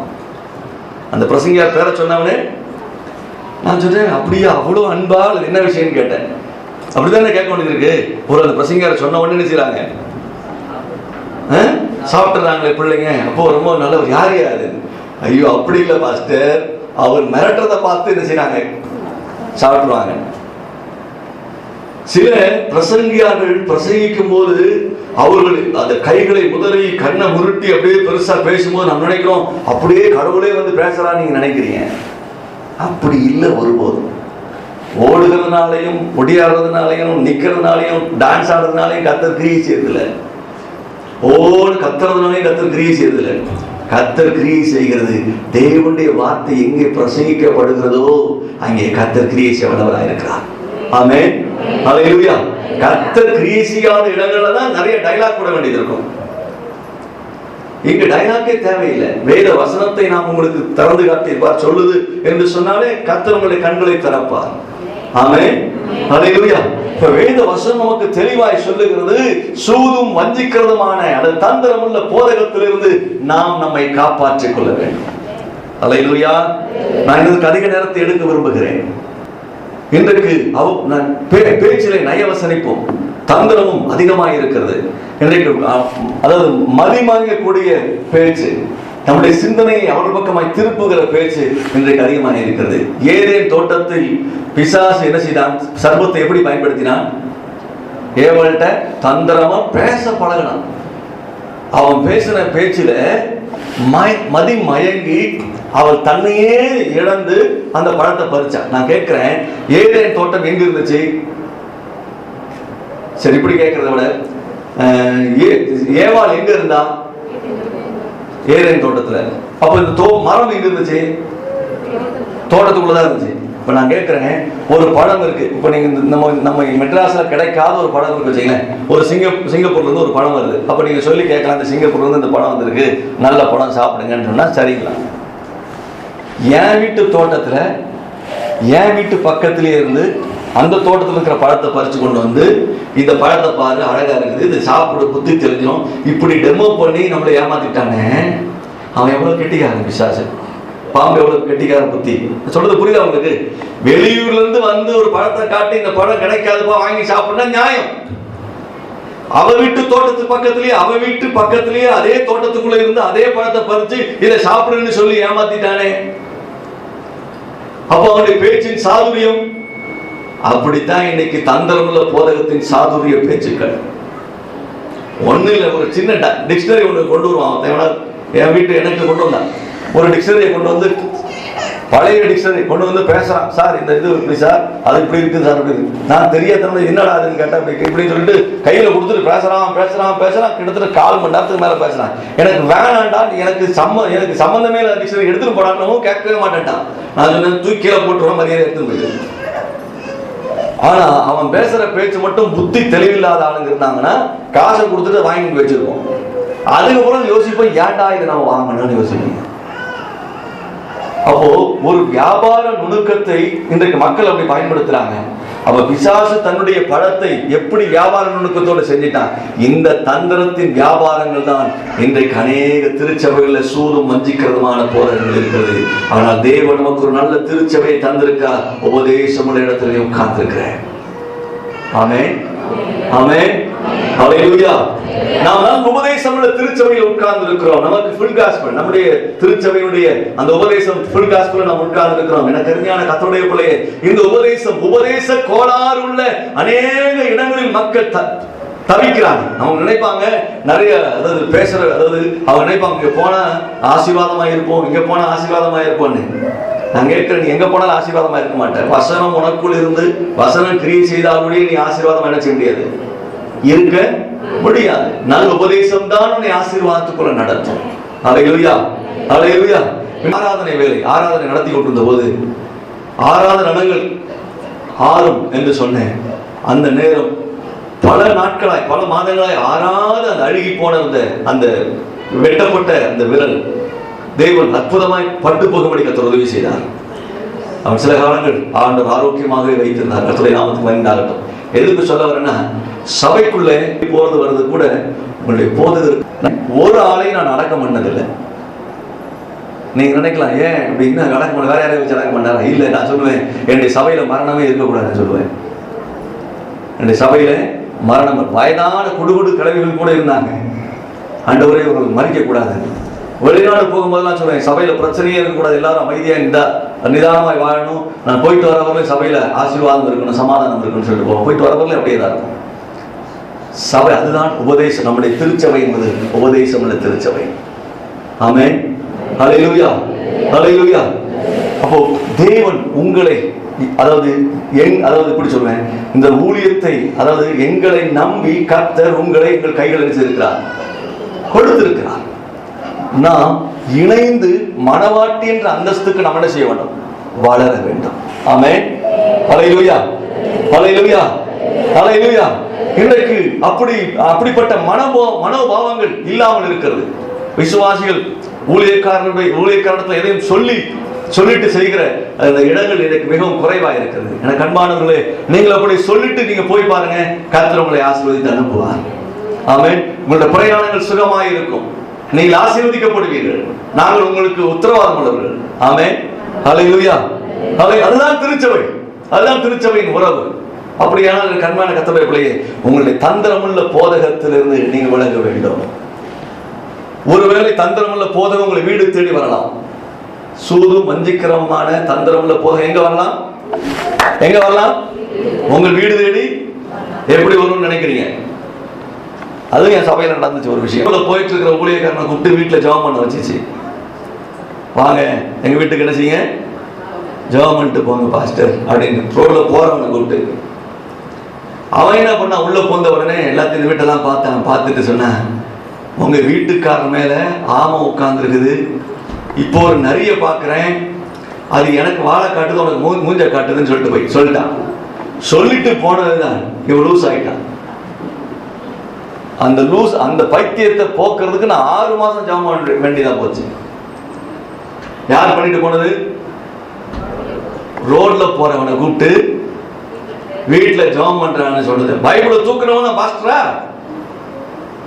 மெட்ராஸ்ல பாஸ்டரான விஷயத்தை சொல்லட்டுமா உங்களுக்கு? சில ஊழியத்துக்கு வெளிநாட்டில இருந்து வருகிற ஊழியக்காரர்களுக்கு நிறைய ஊழியக்காரர்களை காட்டணும். ஒரு 10 வருஷத்துக்கு முன்னாடி நடந்த சம்பவம் இது. என்ன பண்ணாங்க, இந்த ஊழியக்காரர் நிறைய காட்டணுமே அப்படின்றதுக்காக உங்களுடைய விசுவாசிகள் எத்தனை பேர் இருக்காங்க என்ன ஏதுன்னு கேட்டு, நீங்க இவ்வளவு பேரை கூப்பிட்டு வந்தா இவ்வளவு காசு, ஆளுக்கு 100 ரூபா ஒரு பிரியாணி. கட்சிக்கார மாதிரி ஆயிடுச்சு.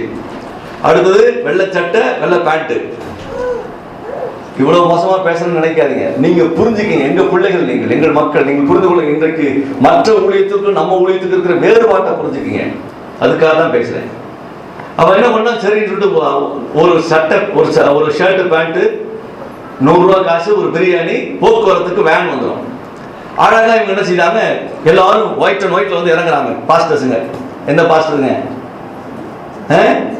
இதுக்கு வேற டீம், இந்த லீடர்ஸ் யார் ஏரியாவில இருந்து நிறைய பேர் கூப்பிட்டு வருவீங்க, எங்க ஏரியாவில இருந்து எவ்வளவு கூப்பிடுவோம். இப்படி கூப்பிட்டு ஒரு காசை பார்த்தவங்க தான் இன்னைய நேரத்துல பெரிய பாஸ்டர்ஸுங்க. இன்னைக்கு மெட்ராஸ் சிட்டியில இந்த ஆளுங்க ஒரு நேரம் வெள்ளச்சட்டை போட்டு 100 ரூபா காசு வாங்கினவனுங்க, பைபிளை தூக்கி இப்படி வச்சவனுங்க, திரும்ப பைபிளை கீழே வைப்பானுங்க நினைக்கிறீங்க? திரும்ப விசுவாசியா வருவான்னு நினைக்கிறீங்க? வரமாட்டான். இப்ப அவர் யாரு? பாஸ்டர் ஆயிட்டார். இப்ப நம்ம போய் ஆட்டோ ஓட்டிட்டு இருப்பான், எங்கப்பா சேகர் இல்லையா அப்படின்னு கேட்டா அவங்க அம்மா சொல்லும், பாஸ்டர் இப்பதான் வெளியே போனாரு.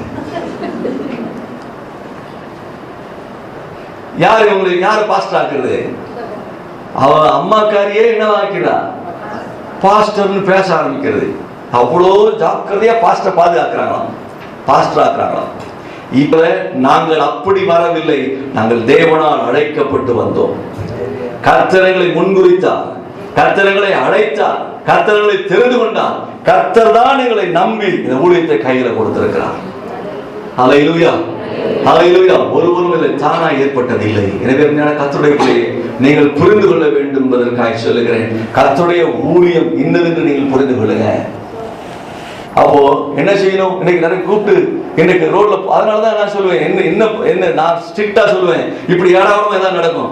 ஒரு ஆளையும் வீட்டுல என்ன செய்யக்கூடாது, ஏற்றக்கூடாது. ரோட்ல போறவங்க பைபிளை தூக்கிட்டு வந்தா வா வீட்டுக்கு வா என்ன செய்யக்கூடாது, ஏற்றக்கூடாது. இப்ப இவங்க சொல்லுவாங்க, எங்க பாஸ்டர் சொன்னாரா இப்படிலாம் இருக்குதுன்னு, எவனோ வந்தவர் சொன்னாரு பேய் இருக்கு பிசாசு இருக்குன்னு. அதுக்கு ஒரு விஷயத்தை சொல்றேன், நாங்க உங்களை திடப்படுத்தி கவலைப்படாத, கர்த்தர் உன்னோடு இருக்கிறார், கர்த்தர் நம்மோடு இருக்கிறார், சத்துரு நம்மளை தொட முடியாது, நான் வேலி அடைக்கப்பட்டதெல்லாம் சொல்லி அனுப்புனா, நீங்க அங்க போன உடனே உனக்கு வேலி இல்லை ஒண்ணு இல்லை, பிசாசு உங்க வீட்டுக்கு வந்துட்டானா என்ன அர்த்தம்? வேதம் சொல்லுகிறது கர்த்தருடைய வேலை அடைத்தார்னு. அவன் சொல்றான், சும்மா சுத்துறவன் சொல்றான் உன் வீட்டுல என்ன இருக்கு, பேய் இருக்குன்னு. அப்ப நீ கர்த்தருடைய பாதுகாப்பில் இருந்திருக்கிறன்னு விசுவாசம் உனக்கு இருந்திருந்தா நீ இதை ஏத்துக்குவியா? அப்போ உன்னுடைய விசுவாசம் உடைஞ்ச உடனே யார் உள்ள வந்துருவா? ஆமா, அப்ப அவன் சொன்னது, ஆமா அவன் சொன்னது அப்படியே நடந்துச்சு. நடந்த விஷயம் என்ன, எப்படி நடந்துச்சு? உன்னுடைய விசுவாசத்தை அவன் உடைத்தான், பிசாசு உள்ளே வந்துட்டான்.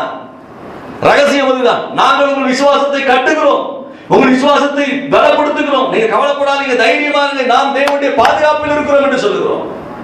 அவர்களோ உங்கள் விசுவாசத்தை உடைத்து காசு சம்பாதிக்க பார்க்கிறான்.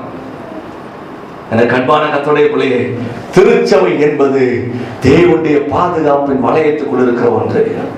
அடைக்கப்பட்ட தோட்டம், மறைவிட்டப்பட்ட நீரூற்று. அலையில சொல்லுங்க பார்க்கலாம். ஹல்லேலூயா. அப்ப இந்த காற்று பலவிதமான காற்று. அடுத்தது இன்னொரு இடத்துல சொல்லிருக்கு, யாக்கோபின் புத்தகம் 1:6 படிங்க. ஆனாலும் அவன் எவ்வளவாகிலும் சந்தேகப்படாமல் விசுவாசத்தோடு கேட்க கடவன். சந்தேகப்படுகிறவன் காற்றினால் அடிக்கப்பட்டு அலைகிற கடலின் அலைக்கு ஒப்பாய் இருக்கிறான். அப்ப அங்க கடல் அலைக்கு, காற்றினால் அடிக்கப்படுகிற அந்த கடல் அலைக்கு இங்க சொல்லப்பட்டிருக்கு பலவித காற்றினாலே அலைகளை போல அடிக்கப்பட்டு அலைகிறவராயிராம். அப்போ உபதேசத்துல ஒழுங்கா இல்லாதவங்க காற்றினால் அழைக்கப்படுகிற அல்லது கடல் அலையை போல இருக்கிறாங்க. இன்றைக்கு அநேகர் உபதேசம் இல்லாததுனால அடிக்கப்படுகிற காற்றினால் அடிக்கப்படுகிற கடல் அலையை போல காற்றுகளை போல என்ன செய்யறாங்க, அலைந்து திரிகிறார்கள்.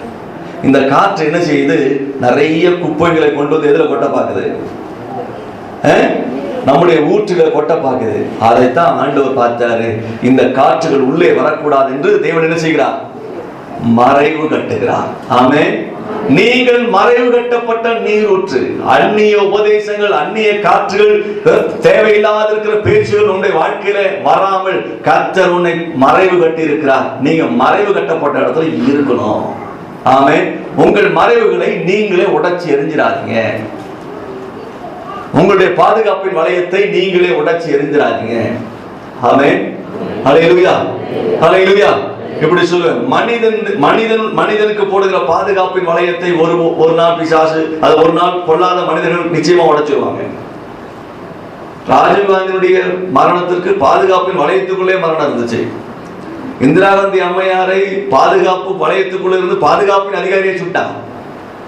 ஆனா கர்த்தருடைய பாதுகாப்பில் இருக்கிறவர்களை சத்துருவோ பிசாசோ பொல்லாத மனிதர்களோ எந்த சூழ்நிலையிலும் நெருங்க முடியாது. ஆமென். அதற்கு அநேக ஆதாரங்களை சொல்ல முடியும். இஸ்ரவேல் ஜனங்களுடைய வாழ்க்கை நமக்கு ஆதாரம். யோபு நமக்கு ஆதாரமாய் இருக்கிறார். இன்றைக்கு நீங்களும் நானும் அதற்கு சாட்சிகளாய் இருக்கிறோம். ஹல்லேலூயா, ஹல்லேலூயா. அடுத்த பகுதியில் வாசிக்கிறோம், மறைவு கட்டப்பட்ட நீரூற்று.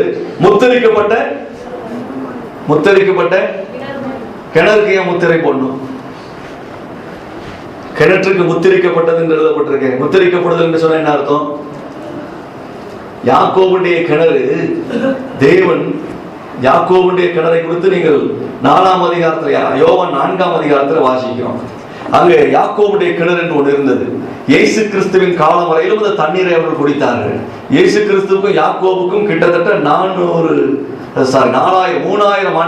4000 3000 ஆண்டுகள் இடைவெளி. அவ்வளவு காலங்கள் அந்த தண்ணீரை அவர்கள் குடித்தார்கள்.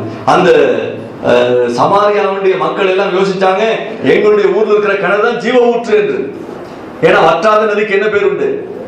ஜீவ ஊற்று, ஜீவ நதியின் பேர். அப்படியானால் யாக்கோபின் கிணறை ஜீவ நதி என்று அவர்கள் சொல்லிக் கொண்டார்கள், ஜீவ ஊற்று என்று சொல்லிக் கொண்டார்கள். அந்த கிணறு ஜீவ ஊற்று ஊறுகிற கிணறு என்று சொல்லிக் கொண்டார்கள்.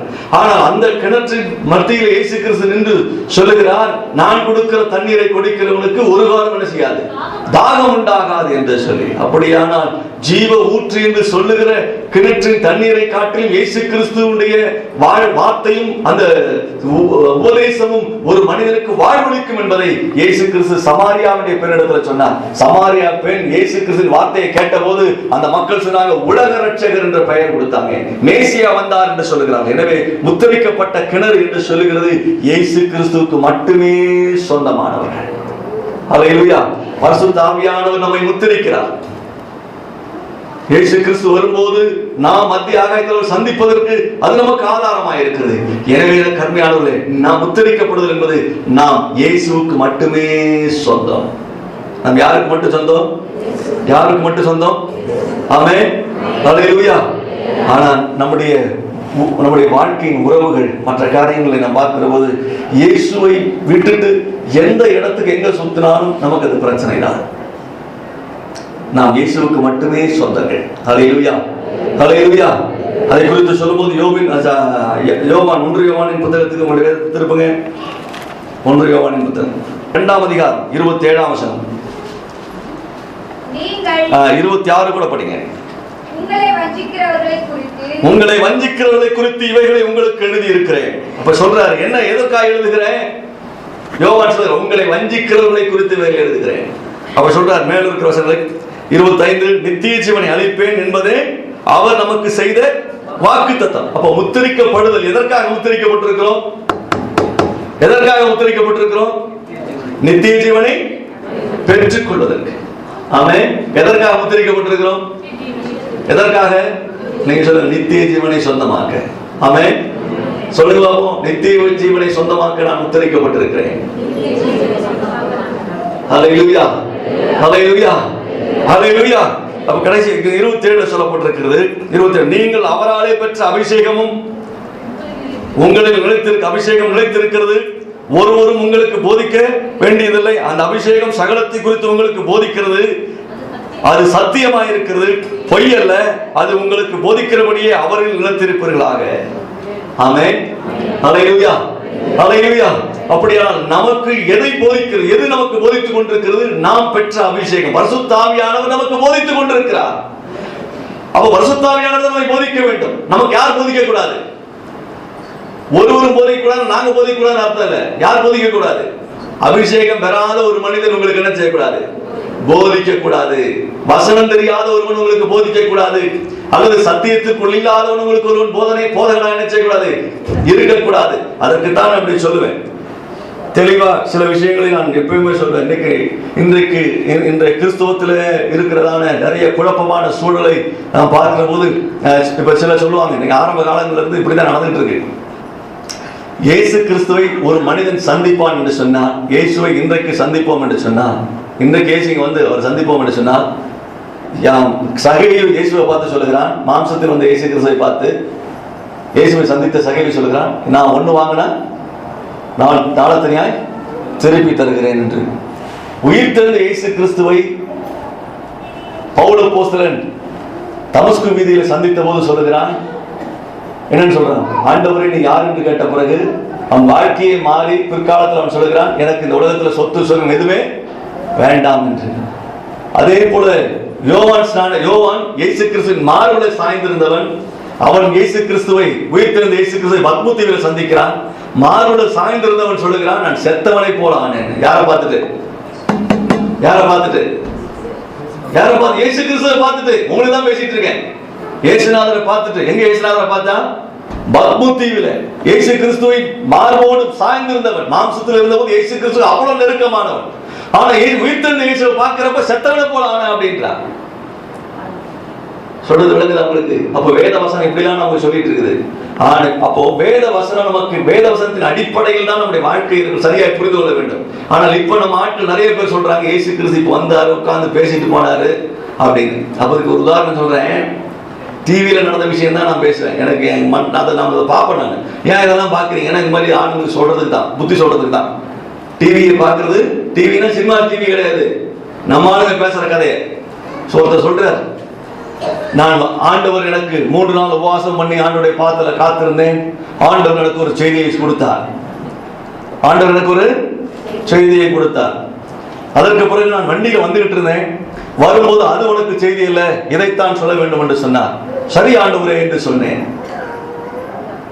இங்கே வந்த பிறகு உங்களை எல்லாம் பார்க்கிற போது கர்த்தருடைய ஆவியானவர் இதையெல்லாம் கொடுக்க வேண்டாம், இன்னொரு செய்தியை கொடு என்று சொன்னார்.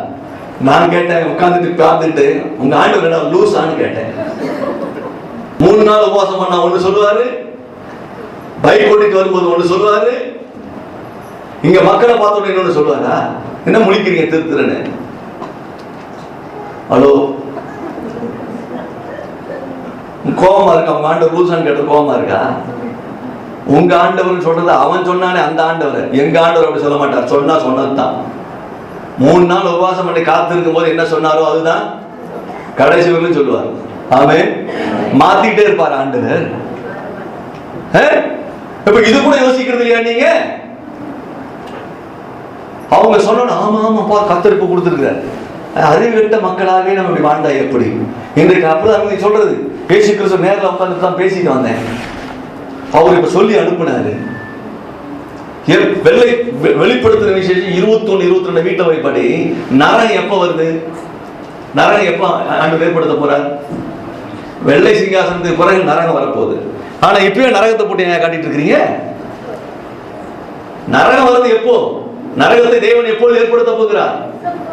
வெள்ளை சிங்காசனத்துக்கு பிறகு நரகத்தை தேவன் ஏற்படுத்த போகிறார். யாருக்காக? பிசாசுக்கும் அவனுடைய தூதர்களுக்கும் அவனோடு இருக்கிற ஆட்களுக்கும். சொல்றது விளங்குதா அவனுக்கு? விளங்குதா? அப்போ எப்போ இயேசு கிறிஸ்து இப்போ என்ன செய்து கொண்டிருக்கிறார்? இப்ப இயேசு என்ன பண்ணிட்டு இருக்கிறாரு? வேதம் என்ன சொல்லுகிறது? இயேசு என்ன செஞ்சிருக்காரு? இப்போ நமக்காக பரிந்து பேசுகிறார். பரிந்து பேசுகிறவர் எங்க நின்று கொண்டிருக்கிறாராம்? வெளிப்படுத்தும் விசேஷம் 1ஆம் அதிகாரத்தை வாசிக்கிறோம். அவர் நம்ம பாவங்களை கழுவி சுத்தி பண்ணி பிதாவுக்கு முன்னாடி நிறுத்தி என்ன சொல்றாரா? இவரை தடை செய்திருக்கிறேன். பாவங்களை கழுவி ராஜாக்களும் ஆசாரியமா கொண்டு வந்திருக்கிறேன்னு சொல்றாரு. அப்ப என்ன சொல்றாருன்னா, தேவன் ஒரு அட்வொகேட்ட போல ரெக்கமெண்டேஷன் கொடுக்கிறாரு. எப்பா இவனை சுத்தம் பண்ணிட்டான் ஆண்டவரே. பரிந்து பேசுகிறது என்பது அவர் விண்ணப்பம் பண்ணுகிறார், வேண்டுதல் பண்ணுகிறார். எப்போ இவர் சிங்காசனத்துக்கு வருவார்? எப்போ ஒரு சிங்காசனத்துக்கு வரணும்? மணவாளனாய் வந்த பிறகு, அந்தி கிறிஸ்து ஆளுகைக்கு பிறகு, அப்பதான் எங்க வரணும்? சிங்காசனத்துல ராஜாவாய் உட்காரணும். ஆனா இப்பவே ராஜாவா உட்கார வச்சிருக்கீங்களே, எந்த உபதேசம் இது? இந்த ஜனங்களுக்கு கொஞ்சம் கூட அறிவுன்றதே கிடையாதுப்பா.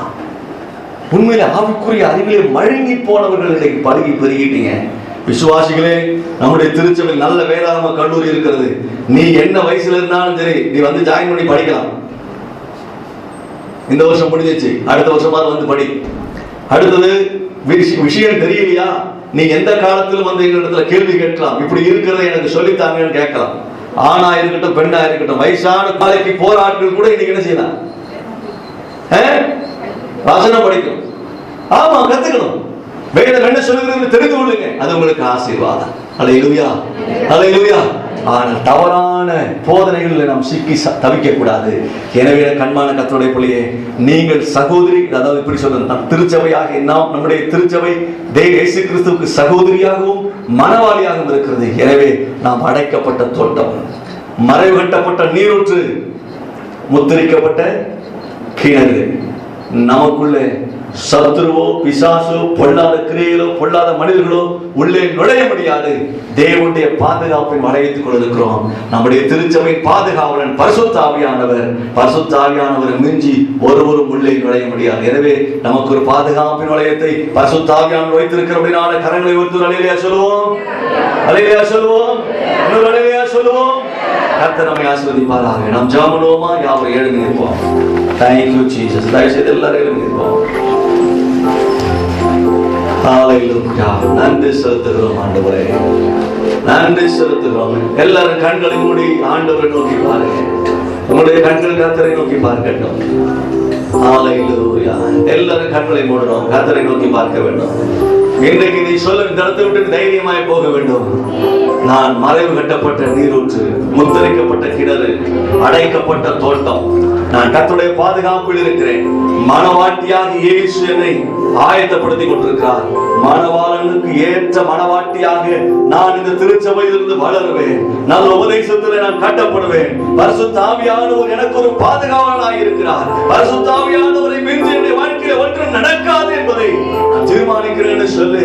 கர்த்தருடைய ஆவியானவர் நமக்கு உதவி செய்வாராக. ஹalleluya, ஹalleluya. எல்லாரும் ஆண்டவரை பார்த்து சொல்லுங்க, ஆண்டவர் எனக்கு ஒரு நல்ல பாதுகாப்பின் இடத்தை தந்திருக்கிறார். ஒரு பாதுகாக்கப்பட்ட திருச்சபை எனக்கு தந்திருக்கிறார்.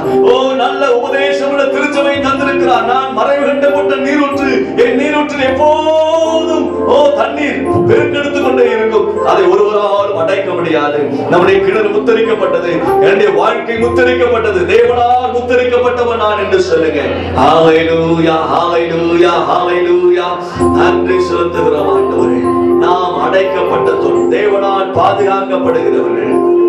சத்துருவின் உபதேசங்கள் உள்ளே நுழைய முடியாதபடி நாம் அடைக்கப்பட்டிருக்கிறோம், மறைவு கட்டப்பட்டிருக்கிறோம். நாம் முத்திரிக்கப்பட்டவர்கள். இயேசு வரும்போது மத்தியாக இயேசுவை நாம் சந்திப்போம். ஹalleluya. இந்த நம்பிக்கை நமக்கு இருக்கிறது. நமக்காக தேவன் மணவாளனாய் வரப்போகிறார். மணவாட்டியாகி நாம் அவரை சந்திக்க ஆயத்தப்பட வேண்டிய காலம் இது. எனவே கண்பானவர்களே, நம்முடைய உபதேசத்திலும் நல்ல உபதேசத்திலும் நாம் நிலைத்திருக்க வேண்டும். வேதம் சொல்லுகிறபடி சூதும் வஞ்சிக்கிறதுமான உபதேசத்திலிருந்து, சூதும் வஞ்சிக்கிறதுமான போதகத்திலிருந்து, அந்த போதகம் நம்முடைய வாழ்க்கைக்குள்ள கிரியை செய்யாதபடி நாம் பாதுகாப்பாக இருக்க வேண்டிய காலத்தின் கட்டாயத்துக்குள் இருக்கிறோம். ஹalleluya, ஹalleluya, ஹalleluya. நன்றி செலுத்துகிறோம் ஆண்டவரே, நன்றி செலுத்துகிறோம் ஆண்டவரே. ஹalleluya. கர்த்தர் இன்றைக்கு என்னோடு கூட பேசினார். கர்த்தர் என்னோடு கூட பேசினார். நான் தேவனோடு கூட இன்றைக்கு பேசியிருக்கிறார். நான் மறைவு கட்டப்பட்ட நீரூற்று, முத்திரிக்கப்பட்ட கிணறு, அடைக்கப்பட்ட தோட்டம். நான் கர்த்தருக்கு மணவாட்டியாய் உருவாவதற்கு கர்த்தர் என்னை கொண்டதுக்கு வைத்திருக்கிறார் என்ற அந்த உறுதியை இன்றைக்கு நான் பெற்றுக்கொண்டேன். என்னோடு கூட கர்த்தர் பேசினார் பாஸ்டர் என்று நீங்கள் சொல்லுவீர்கள். உங்களுடைய கரங்களை வைத்து நான் உங்களுக்காக ஜெபிக்க போகிறேன். ஒருவேளை இன்னும் இந்த பாதுகாப்பின் வளையத்துக்குள் வராது இருப்பீர்களானால் என்பது சகோதரா சகோதரி, இந்த பாதுகாப்பின் வளையத்துக்குள் வரும்படியாய் உன்னை அழைக்கிறேன். ஒருவேளை சூது வஞ்சிக்கிறதுமான போதகத்துக்குள்ள நீ சிக்கி தவிப்பாயானால், துரோபதேசங்களுக்குள்ள சிக்கி தவிப்பாயானால், தாறுமாறான தவறான உபதேசங்களுக்குள்ள சிக்கி தவிப்பாயானால், இன்றைக்கு கர்த்தருடைய விடுவிக்கும்படியாய் விரும்புகிறார் என்று நீ உன் கரங்களை உயர்த்து நான் உனக்காய் ஜெபிக்க போகிறேன். ஓ ஹalleluya. இதுவரை நான் முத்திரிக்கப்பட்டவனா என்று எனக்கு தெரியவில்லை. உன்னுடைய வாழ்க்கை நித்திய ஜீவனுக்கு என்று பெயர் எழுதப்பட்டவர் நீர். சகோதரா, நீர் நித்திய ஜீவனுக்கு என்று பெயர் எழுதப்பட்டவர். சகோதரியே, உன்னுடைய பெயர் நித்திய ஜீவனுக்கு என்று பெயர் எழுதப்பட்டது. அதுதான் முத்திரிக்கப்பட்டது. நீர் இன்னாருக்கு என்று சொந்தமானவர். நாம் இயேசு கிறிஸ்துவுக்கு சொந்தமானவர்கள், பிதாவுக்கு சொந்தமானவர்கள். இயேசு கிறிஸ்துவின் ரத்தத்தினால கிரயத்துக்கு கொல்லப்பட்ட அந்த உன்னத இடத்தில் நாம் இருக்கிறோம். உடைய வாழ்க்கையில நான் முத்திரிக்கப்பட்ட இடத்துல நான் இருக்கிறேனா? நித்திய ஜீவனை சொந்தமாக்க முடியுமா என்று நீ சந்தேகப்படாமல், நான் நித்திய ஜீவனுக்கு சொந்தக்காரனாய் ஜீவிக்கும்படி நான் அழைக்கப்பட்டிருக்கிறேன் சொல்லு. கர்த்தர் உனக்காக யாவையும் செய்து முடிப்பார். நீ சந்தேகப்பட வேண்டிய அவசியம் இல்லை. நீ குழப்பமடைய வேண்டிய அவசியம் இல்லை. ஹalleluya, ஹalleluya. நான் உங்களுக்காக ஜெபிக்க போகிறேன். அன்பின் ஆண்டவரே, கை உயர்த்தி இருந்து கொண்டிருக்கிற இந்த சகோதரமார்களையும் சகோதரிமார்களையும் கண்ணோக்கி பாருங்கள். அடைக்கப்பட்ட தோட்டமாக, மறைவு கட்டப்பட்ட நீரூற்றாக, முத்திரிக்கப்பட்ட கிணறுமாக, மனவாட்டி என்ற அந்தஸ்தை நீர்களுக்கு தரும்படி நல்ல உபதேசமுள்ள திருச்சபையில் எங்களை வைத்திருக்கிறேன். இது ஒருவருடைய பிள்ளைகள் இந்த உபதேசத்துக்கு கீழ்ப்படியாது இருப்பார்கள். ஆனால் கீழ்ப்படிய பண்ணும்படி கர்த்தரை நடத்துவீராக.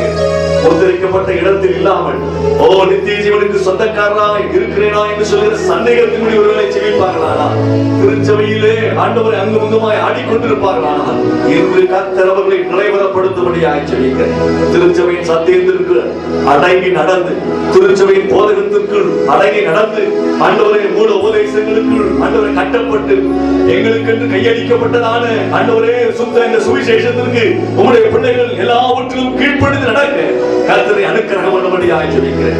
இந்த கீழ்ப்படிந்து நடக்கக்கூடாது கிரியை செய்கிற எல்லா பொல்லாத சத்துருவின் சகல வல்லமைகளையும் மனித ஆவிகளையும் குழிகளையும் ஆண்டவரை தந்திரமுள்ள ஆலோசனையின் ஆவிகளையும் சிறுநீர்களுடைய தந்திரமுள்ள எல்லா கிரியைகளையும் நாசரனாகிய இயேசு கிறிஸ்துவின் நாமத்தில் சபித்து காட்டி போடுகிறேன்.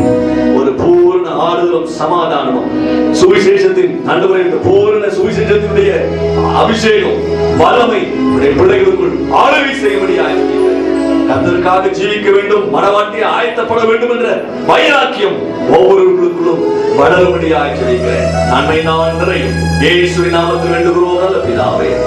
ஆமென்.